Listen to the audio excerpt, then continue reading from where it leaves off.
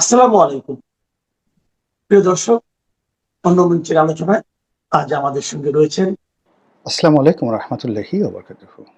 সম্মানিত দর্শক, জ্বালানি তেলের মজুদ, সরবরাহ, বিক্রয়, বিপণন এগুলো নিয়ে যা কিছু হচ্ছে রীতিমতো ভেলকিবাজি, তেলেস্মাতি এবং সরকারের অসতর্কতা, অদক্ষতা, আমাদের যারা আমজনতা এদের মধ্যে অনেকের অস্থিরতা, অনেকের অসততা এবং অনেকের চক্রান্ত সব মিলিয়ে পুরো দেশ জাতিকে বিপদ এবং বিপত্তির মধ্যে ফেলে দিয়েছে। মানুষের ক্রোধ, মানুষের রাগ, অস্থিরতা এগুলোর ফলে নিত্য নতুন অপরাধের জন্ম হচ্ছে। এই বিষয়গুলো নিয়ে আলোচনা করব। তার আগে দুটো ঘটনা বলে নিই। একটি ঘটনা হলো, অনেকক্ষণ ধরে এক ভদ্রলোক ট্রাক ড্রাইভার, সে তেলের জন্য অপেক্ষা করছিল পেট্রোল পাম্পে। পরে ধৈর্য হারিয়ে ফেলেন, রাগ হয়ে যান এবং সেই পেট্রোল পাম্পের যে ম্যানেজার তাকে ট্রাকের নিচে ফেলে মেরে ফেলেন। গ্রেপ্তার হয়েছেন তিনি। এটি একটি অপরাধ। আরেকটি অপরাধ হলো যে গাড়ির মালিক, সেই গাড়ির মালিক তিনি অস্ত্রধারী ধনী ব্যক্তি, সিনিয়র ধৈর্য হারিয়ে ফেলেন এবং সে অস্ত্র প্রদর্শন করে সেখানে গুলাগুলি করে তিনি তছনছ করে ফেলেন। এর বাইরে বেশ কয়েকজন পেট্রোল পাম্প মালিক, তারাও সেই তাদের পেট্রোল পাম্পে যে সকল ঘটনা ঘটছে, যেভাবে পরিস্থিতি তৈরি হচ্ছে, অনেকে হাউ মাউ করে চিৎকার চেঁচামেচি কান্নাকাটি শুরু করছেন। তেল নাই, হাজার হাজার বা শত শত লোক দাঁড়িয়ে আছে, অকথ্য ভাষায় অশ্লীল ভাষায় গালাগাল করছে, পেট্রোল পাম্পে আগুন দেওয়ার কথা বলছে, ভেঙে ফেলার কথা বলছে। এই চাপ অনেক পেট্রোল পাম্পের কর্মকর্তা, কর্মচারী, মালিক, শ্রমিক তারা নিতে পারছে না।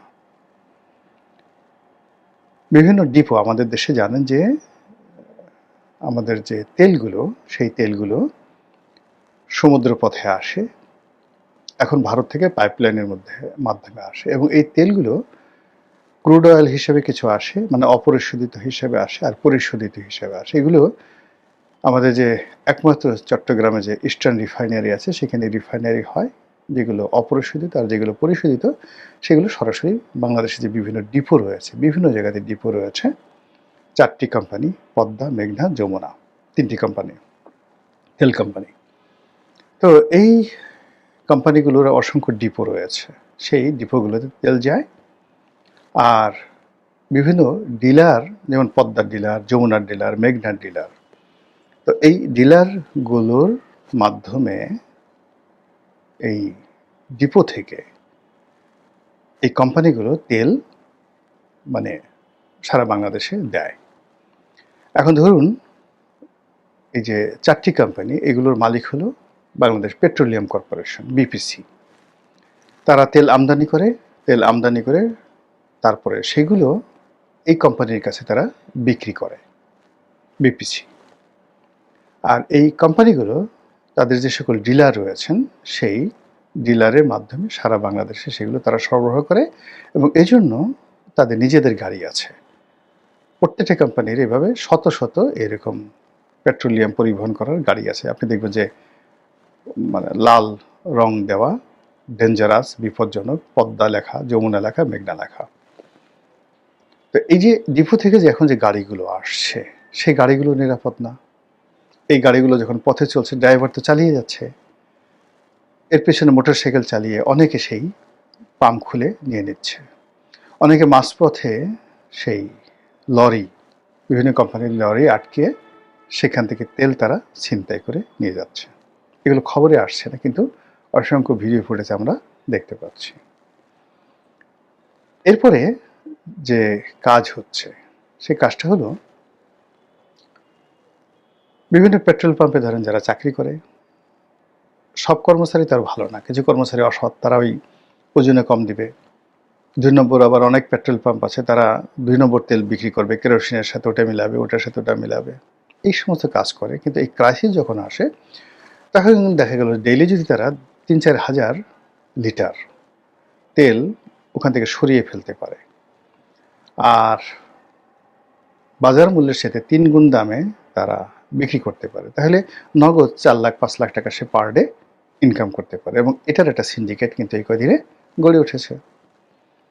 যারা পেট্রোল পাম্প কর্মকর্তা কর্মচারী তারা, এর বাইরে যারা খুদে ব্যবসায়ী, কারো হয়তো সে বলতেছে যে আমার একটা জেনারেটর আছে, আমার একটা অমুক আছে, এই কথা বলে বিভিন্ন পেট্রোল পাম্প থেকে হয়তো 50 লিটার নিয়ে গেল, হয়তো 100 লিটার নিয়ে গেল। তো নিয়ে যাওয়ার পরে এইভাবে যদি 1 লাখ লোক সারা বাংলাদেশে তারা এই 50 লিটার 100 লিটার করে নিয়ে ছোট ছোট বোতলে ভরে, 2 লিটার 3 লিটার বোতলে ভরে তারা রাস্তায় যদি বিক্রি করে, তাহলে কম করে হলে ধরুন 3 লাখ লিটার তেল এরকমভাবে রাস্তায় এই মুহূর্তে আছে মিনিমাম। আর যারা বড় মজুত করেছে 35,000, 40,000, 1 লাখ লিটার পর্যন্ত বিভিন্ন মানুষ মজুত করেছে। ফলে তেলের যে ক্রাইসিস, এই যে ক্রাইসিস, এটা কৃত্রিম এবং আমাদের অভ্যাসের কারণে আমরা এই কাজগুলো করে চলছি, নিজের অস্থিরতা দেখাচ্ছি, অনেকেই মন্দ কাজগুলো করছে, আর এই বিষয়গুলো সরকার নিয়ন্ত্রণ করতে পারছে না। এর ফলে এই তেল নিয়ে একটা নতুন অপরাধ জগৎ তৈরি হয়েছে। সরকার বলছে তেল বাংলাদেশ থেকে পাচার হয়ে ভারতে যাচ্ছে, এর কারণ হলো ভারতে বাংলাদেশের তেলের চেয়ে ওখানে মূল্য বৃদ্ধি, মানে মূল্য বেশি। অস্বাভাবিক নয়।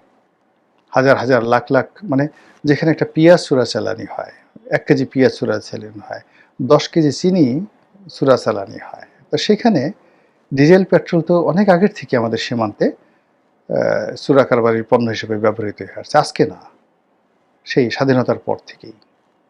তো কাজে এই ক্রাইসিস মোমেন্টে বাংলাদেশের তেল সীমান্ত পাড়ি দিয়ে ভারতে যাচ্ছে, অস্বাভাবিক না, কিন্তু দায়িত্ব তো সরকারের, তার অভিযোগ করলে তো হবে না।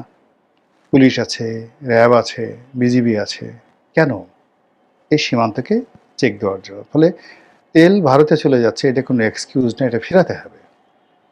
তো এই যে দেখুন, চোরাচালানিতে কিছু মানুষ হঠাৎ করে জড়িত হয়ে যাচ্ছে, যারা হয়তো সীমান্তের পেট্রোল পাম্প থেকে স্বল্প পরিসরে চোরাচালানি করতে এখন সারা বাংলাদেশ থেকে সিন্ডিকেট করে সরকারকে বিপদে ফেলা বলেন, নিজেদের আয় রোজগার বাড়ানো বলেন, যা কিছু বলেন, তারা যে বিরাট একটা সিন্ডিকেট গড়ে তুলেছে, এটা অপরাধের একটা নতুন মাত্রা। 2 নম্বর হলো যে এই যে পেট্রোল পাম্প কর্মকর্তা কর্মচারীরা, তাদের যে অংশটি এই সময়টাতে অসৎ ব্যবসার সাথে জড়িত হয়ে পড়েছে। অর্থাৎ এই কয়েকদিনে সিন্ডিকেশন করে যদি এক একটা পেট্রোল পাম্প 1 কোটি 1.5 কোটি টাকা লাভ করে, তারা চিন্তা করে যে এরকম ক্রাইসিস যদি মাঝে মধ্যে 2-3 মাস পরে সৃষ্টি করা যায়, তাহলে সারা মাসে আমরা 1 লাখ টাকা নেট প্রফিট করতে পারি না, আর এই ধরনের ক্রাইসিসে আমি 1 কোটি টাকা ইনকাম করে ফেলছি, এটাই তো ভালো।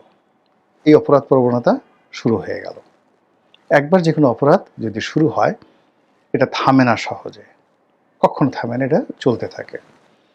তো এই যে অপরাধ প্রবণতা শুরু হয়ে গেল, তারপর মানুষ যারা এই যে পেট্রোল পাম্প থেকে পেট্রোলের বাইরে অবৈধ ব্যবসা করার জন্য যেটা সিন্ডিকেট গড়ে উঠলে এই সময়টাতে, এরা পার্মানেন্টলি ব্যবসাটা করতে চাইবে।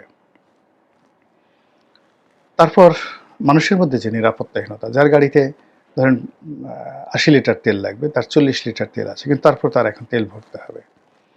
এই যে তার যে একটা অনিশ্চয়তা বোধ, দেশের প্রতি বিশ্বাস না থাকা, আস্থা না থাকা, সরকারের প্রতি বিশ্বাস না থাকা, আস্থা না থাকা, এই জিনিসগুলো শেষ অবধি যদি অন্যান্য সেক্টরে, অর্থাৎ ধরুন ব্যাংকিং সেক্টরে একটা প্রবলেম হলো, তারপর চিনির ক্ষেত্রে একটা প্রবলেম হলো, চালের ক্ষেত্রে একটা প্রবলেম হলো, নিত্য প্রয়োজনীয় অন্য যে কোনো দ্রব্যের ক্ষেত্রে মানুষের এই অবিশ্বাসটা চলে এলো সরকারের উপরে, ডিমের ক্ষেত্রে, মুরগির ক্ষেত্রে, মাংসের ক্ষেত্রে, কয়টা সামাল দেবেন আপনি বলেন? তাহলে এই যে মানুষের মন মানসিকতাটা পরিবর্তন হয়ে যাচ্ছে, এই মন মানসিকতা বিশ্বাসকে, মন মানসিকতাটা ওকে করা, বিশ্বাসকে পুনরুজ্জীবিত করা এবং রাষ্ট্রের প্রতি অনুগত থাকা এবং বিশ্বস্ত থাকার জন্য সরকারের যে কর্মকাণ্ডগুলো করা দরকার, কেউ করছে না। এটা মাথায় আসছে না যে এরকম একটা সাইকোলজিক্যাল বিষয় একটা দেশ জাতিকে কত বিপদে ফেলতে পারে, একটি সরকারকে কত বিপদে ফেলতে পারে, এই কথা তারা কল্পনাই করতে পারছে না। সর্বশেষ এই যে ট্রাকের যে কথাটা বললাম, অন্যান্য যে অপরাধ, এর ফলে কি হলো দেখুন, এই তেলকে কেন্দ্র করে মানুষের মধ্যে এই যে গাড়ি চাপা দেওয়ার যে একটা প্রবণতা আসছে, এখন সেই কাজটি যদি ব্যাপকভাবে বাড়তে থাকে, সারা বাংলাদেশে চলতে থাকে, তারপর এই যে যেই লোকটি বা এদের মতো যারা অধৈর্য হয়ে গেছে, সে যদি রাগ হয়ে অন্য একটা প্রাইভেট কারের উপর তার ট্রাকটা উঠিয়ে দেয়, একটা প্রাইভেট কার যদি একটা সিএনজির উপর উঠিয়ে দেয়, একটা সিএনজি যদি একটা রিক্সার উপর উঠিয়ে দেয়, এই যে মানুষ তেলকে কেন্দ্র করে ধৈর্য হারিয়ে ফেলছে, সব মিলিয়ে আমার কাছে কিন্তু লক্ষণ ভালো মনে হচ্ছে না। মহান আল্লাহ আমাদের সবাইকে হেদায়েত দান করুন এবং হেফাজত করুন। আসসালামু আলাইকুম ওয়া রাহমাতুল্লাহি ওয়া বারাকাতুহু।